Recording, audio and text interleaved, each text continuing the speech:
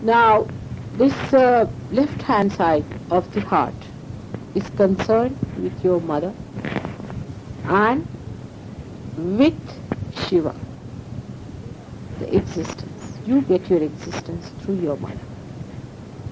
And Shiva and Parvati, they are your parents. Both of them are your parents as far as your existence is concerned. And it is such a beautiful center, is your heart center. You want somebody to do something for your trials. You want that somebody should yield, or something, you find somebody very obstinate. Now, I have told you that you can beat them with shoes, do all those things, but there's a very simple way if you know how to do it. You see, you just think of their hridaya, their heart, and put a bandhan to that. And you can do it so beautifully. You can melt a person without any difficulties if you know how to handle their heart. You have to appeal to their heart. And that's the best attraction, I tell you. And the best secret method by which you can bring good in them. When you are talking to somebody, supposing I now, intellectually if I start quarreling with you, you will give me up in no time. But I have to use your heart power, and I have to enter into your heart, and that is how it works. So always when you want to do something like that, just humble down yourself in your heart. That is first. First of all, you must humble down yourself in your heart. And from there, to work on the heart of others, just put a bandhan, and you will see a person will melt away. We melt our intelligence, our ego, everything, even your superego in your heart. So it's a very easy thing if you know how to approach people through their heart. And that is only possible if you are genuine. Because genuineness is something that a heart recognizes. You can befool a person with your cunning methods, but the heart will recognize it later on. And the person will hate you. Even if you talk to someone, oh, very much, very good, thank you very much, very nice. And the heart knows, oh, he's trying to befool me and he's very cunning. The heart is going to hate such a person. And heart has the art to see and feel the person. So if you could appeal to somebody's heart and put a bandhan on the heart, you can melt that person. And if you love someone and if you want that person should be corrected, supposing such a person is a drunkard or a person who beats you and is torturing you because he's under the spell of some drugs or some sort of a foreign thing, then you just put bandhan to his heart and you'll see they'll be changing. They'll be changing very fast. And that's why you say change of heart. Everywhere you'll find, in every scripture, it is written, change of heart is needed, not the change of clothes. So it's not intellectual change, but or rational changing, but it is the change of heart, and that is brought about by moving the heart chakra on the right hand side in the clockwise manner. That is the heart itself in the clockwise manner. If you can do that, you can really do marvels. And that's how, on a collective basis, the heart is sort of the innermost string of the collective one string that is passing through all of us. So if you could strike at the innermost, because in a 3.5 circle, that's the innermost point. If you touch there, it passes over this. Supposing you touch somewhere else, then it might break. But at the beginning, if you start striking it, it goes very nicely and passes into complete circumference. Now the center one I have told you is the heart plexus, which we call as cardiac plexus, and it has got 10 subplexuses. And the English names for that, I'm going to give you the complete list. I don't know when we'll have time to go through the medical journal, but I'll find out all of them and I'm going to tell you what they call it in the medical terminology. But they know that there are 10 subplexuses which are supplying to the muscles of the heart, to the lungs and to the right side lungs, and that's how they divide it. But they do not know that it is already 3 parts, and then there are 10 petals which are working it out. I'm sorry, 12 petals that are working it out. So 3 divided into 12 is 4 each side. But actually it is not so. It is the 10 petals are together in the center. And the center one is known as the Sacred Heart. In the Bible it is called as Sacred Heart. And this, the sacredness of that heart, in the abstract form, is the motherly love of God. That's why the Jagadamba, the mother of the universe, resides there.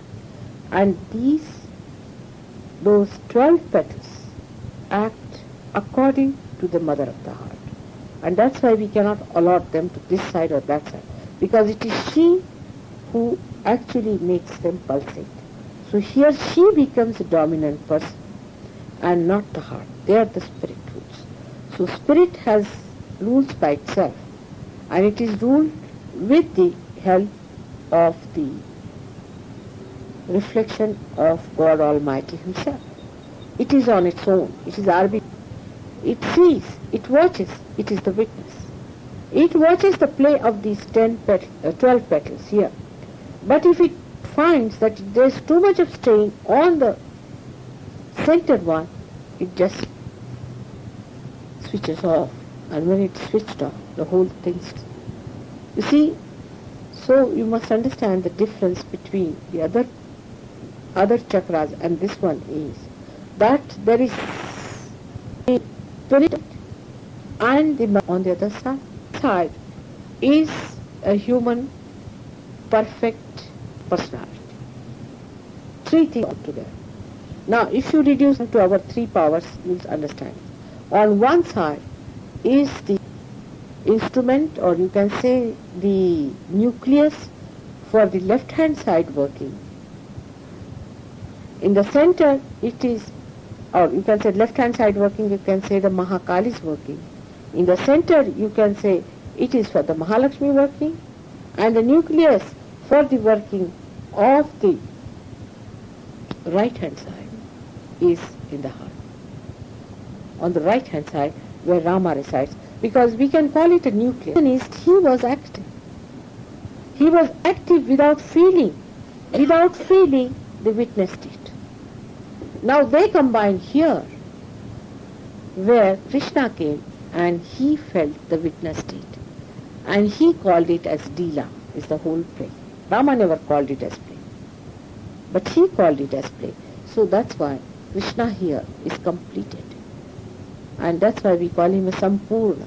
He's a complete incarnation at him.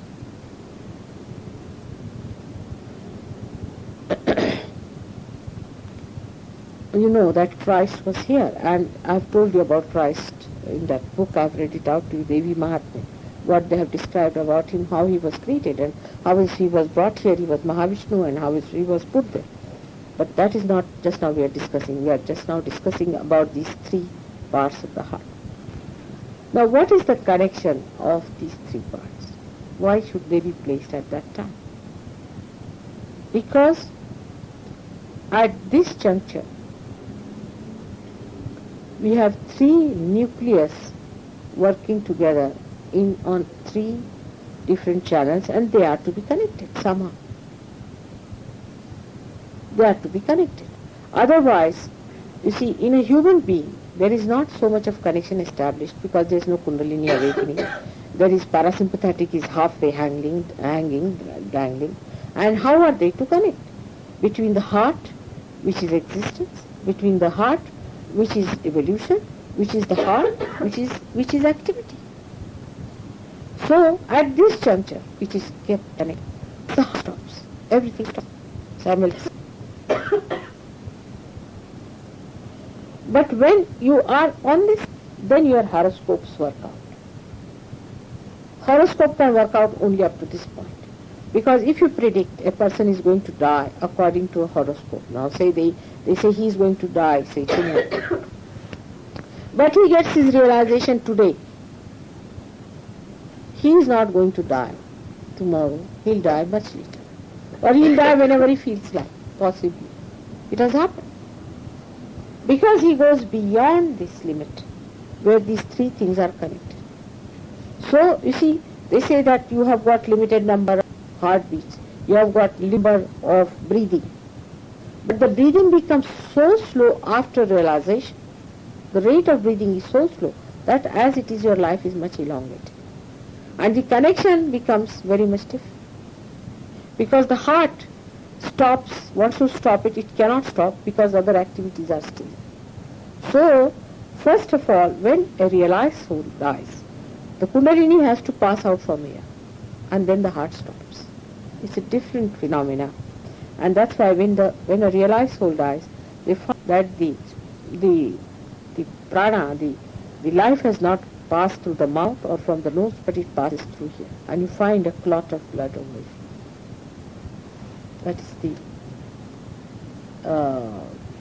That is the sign that a person was realized of a very high degree. But those who die even before such an achievement, they do not die with their eyes open, neither with nose bleeding or with their mouth open. There's no bleeding at all from the nose or from the mouth. No bleeding at all. And bleeding takes place. Otherwise, in every other, there is a bleeding. Eyes, in some people, may be open, but if they are fully realized, they'll be closed. So this is the case. But this level, it works out because here you are still at a level where you have not reached the witness state. And that is the reason your horoscopes are working out, your all material things are working out at this level. And that's how you become miraculously different. I'll give another example of that, how you become miraculously different. For example, a realized soul is traveling by a train. We have got this example, a concrete example in India. There was a realized traveling by a train. And the train alighted. And not a single person was killed in that train. And it has taken so many somersaults, and nobody could explain. There was one car accident where one realized soul was going by that car. It was a very big car and many boys were there. And he somehow was caught up with them. And they were all drunk when they were singing, and he didn't know what to do. But he was there somehow or other. And not a single person died in that mishap, which people were surprised how it has happened. Even if a realized person is walking, and if there is a accident that is going to come up, you'll find suddenly something will happen that the accident will be averted. If you could put a button at that time, you can immediately avert the accident. So, you see, such a person who is realized, who has gone beyond this state and has become a witness state, such a person not only saves himself but saves others. So all your horoscopes and all these things go into different categories for a realized soul, because the whole thing changes. Absolutely changes, and he becomes a different person. His hand changes, his lines changes, and people start saying, oh, you must have been this and you must have been that. And then you see those people who are not realized, if they see your hand, they might depict that there's a spiritual change that has come into you, but still they stick on to certain things and they say some things, you see, that they cannot see. But if it is a realized soul, he can tell you immediately that at what age you will get your full realization, what will happen, all sorts of things, if he is a fully realized person. But actually people after realization have no interest left in all these things. So seldom I've not known anybody who is a realized soul and still busy telling hands and things like that. But he has no interest left. But now this coming back to the heart again, on the right hand side we have got Rama's place. Now Rama was known for his obedience to his father. If you know his story. His father was in Ayodhya, he was ruling there, and he had 3 wives. The third wife had no, she had 2 sons, but she could not see Rama getting the throne. She was a very nice mother, but somebody, some lady went and told something to her, and she listened to her, and she told her husband that if you want to give me my boon, the promised boon, you have to make Rama go into the jungle for 14 years and give the throne to my son Bharat. And when Dashrath heard this, he fainted. He fainted with this request, but Rama was there. He heard it, and he immediately told her that I'm going to the forest and I've accepted it, and you appoint your son as the Bharat. For me, it's all right. And that's how he went, you see, just to obey the order of his father, because father had not even ordered, but because he was compelled, he had given his wife 2 boons. That once, you see, in a war, she saved his life, so he said that whenever you want, you can ask for these 2 boons. And she never knew that she would use them in such a funny way. Later on she repented, because Bharata came and he refused to accept the throne, and he put only Rama's slippers there and ruled there, and everything was different. But Dasharatha died because when Rama went away, he just died. So, you see, Rama's life shows how he was obedient to his parents. He suffered so much. Anyone who has not been respectful to his parents, you see, if your parents have been unkind, you have every right to tell them that they should not be unkind to you and that you feel hurt, but you have no business to answer them back. And you have to be respectful. You have to be respectful because they represent your primordial parents. You are not to shout at them and misbehave. You have to be really respectful to them. They may be bad people. You could not have been born to them. You have really chosen them, and you said these are going to be my parents. So if they are your parents, they are there because of certain reasons. Because you have been seeking them in your previous lives, and that's how you are there. For example, now, you see, you meet some parents and you think they are very good parents to their kids. You said, oh God, can I get them as my parents? Oh, you have it. Unless you have it, you know what it means to be their children. Then you start misbehaving. But that's not the case. Now, only best way is to get the best out of them, so that at least next time you do not commit such mistakes of using wrong parents. And be respectful to them, and it comes at a place. It is always very blissful. Your parents will be very hard, disciplining type, misunderstanding type. I know, it's very hard. And with the education that you have, and with the understanding you have of the whole world, you think they are absolutely foolish, and babies, and childish, and immature. And especially when you have vibrations, you feel even worse about them, because they can be quite addicted to things, and they could be quite slaves. But you must understand that, you see, you have got it, these troubles. We could have been the same if you had not come to Sahaja Yoga. We could have been much worse.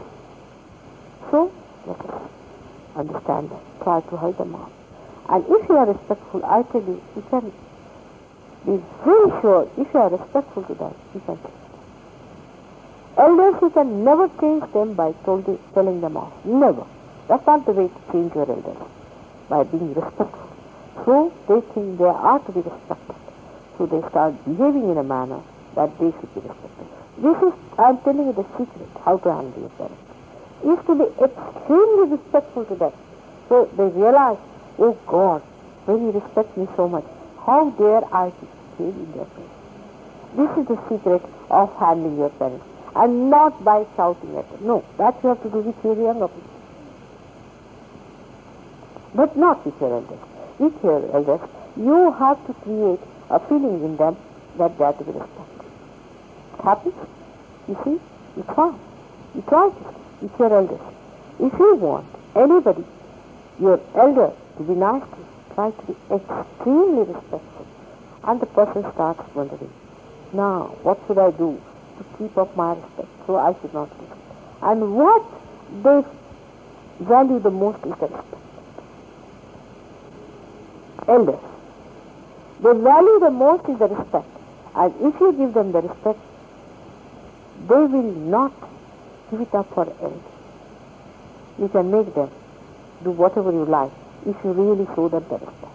And they will try to keep it up by giving up anything that if you lose them away from you. To keep the respect. But you see, it happens like that. You find your parents not doing what is right, start disrespecting them. And they say, guys, because we have lost the respect, what are we going to gain now? Because, you see, these things do not sort of create any recording in their brains. We had cases, some boy told me about his father that he's doing like this and he's going around with another woman and this and that, he's behaving in such a manner and it's very wrong of him. I said, I agree, it's very wrong of him, he should not do it. And so I said, what are you doing? He said, we are hating him and we are getting angry with him, we are abusing him. And I said, that's not the way. That's not the way. When he comes home, you try to be very respectful. Right. Try to give up the woman. You know, he cares for the respect. And you know how much is the respect? After all, most of the people which you see in this world, they want respect. If you respect someone, that person is willing to give up anything for that person. And a father deserves it because he is your father. And once you accept, yes, father, yes, yes. And in a respectful way, you just try and you will see work. If he wants to bring, all right, what will you have? Just ask. So can you stop it at this point? Let us talk about that. You can divert the attention of your father. Only by being respectful. You just try with your mother and father. You are not the boss over there. It's real, I'm telling you the secret. It's not for any thing for, you see, to make you change your ways or anything. But I'm just telling you the secret because you have lost the idea of the secretive method of winning over people and understanding them and managing them. And really you will have your way. Only thing is to respect. Now you might have some questions to start with.